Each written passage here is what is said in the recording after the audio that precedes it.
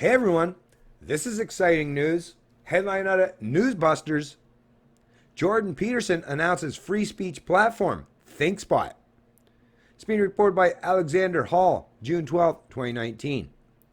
An upcoming free speech platform promises to provide users the best features of other social media, but without the censorship.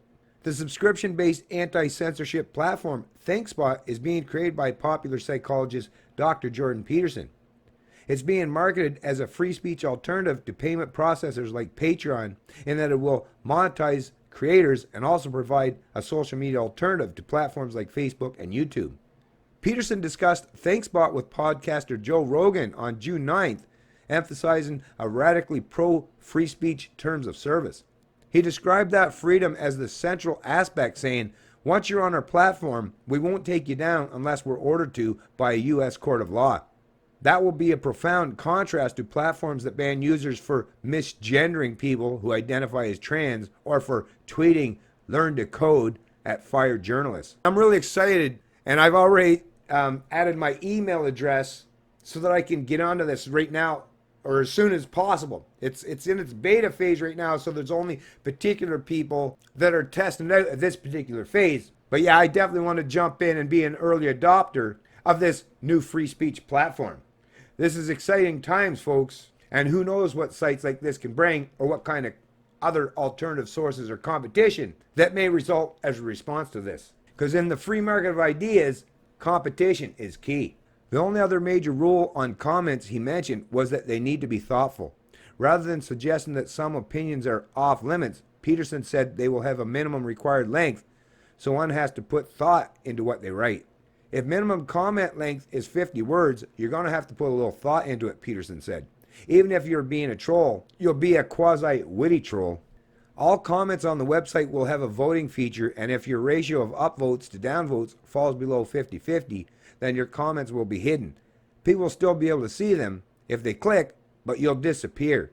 He later added a caveat saying that was still being mulled over and that we don't know if 50-50 is right. The platform, with a subscription-based service, will also directly subsidize content creators.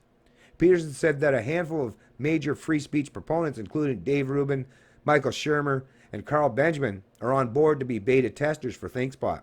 Peterson's daughter, Michaela, encouraged podcast listeners to sign up as testers for the platform in its current beta phase, before the intended August 2019 launch.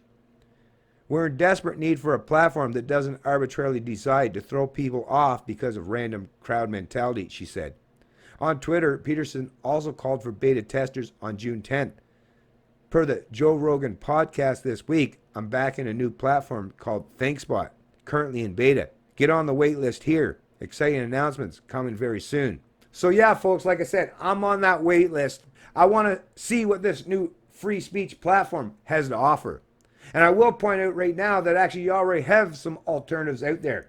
Minds.com and Gab.com are two dominant platforms that now truly do offer you a genuine alternative and a place where you can go and have your freedom of speech respected rather than silenced or suppressed. But yeah, competition is key, and seeing that there's a new venue, a new initiative out there that's going to allow freedom of thought, freedom of expression, and genuine freedom of speech to flourish, that gives me high hopes and expectations for the future.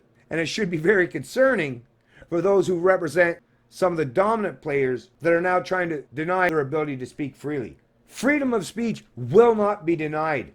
And it's about time the authoritarian collectivists start to recognize it and realize that reality. Because no matter how much effort, no matter how much work, no matter how much legislation or bullying tactics they use to try to silence or suppress our ability to push back against their dominant narrative and their propaganda, it's going to prove to be an abstract failure. Because in the age of information, ignorance is a choice, not to mention the fact that it's easily, readily, and freely available on many sources and platforms on the internet. The kind of people that are trying to silence and suppress people's freedom of speech and their expression are literally playing a game of whack-a-mole. And trust me, they're going to run out of arm strength and their ability to keep swinging long before the ambitious, the entrepreneurial people have run out of ways or methods to create whole new venues and platforms to allow that kind of freedom to take place and flourish. The opponents of freedom of speech are on the wrong side of history and definitely on the wrong side of technology in the information age. It's Canadian Libertarian, and I love liberty.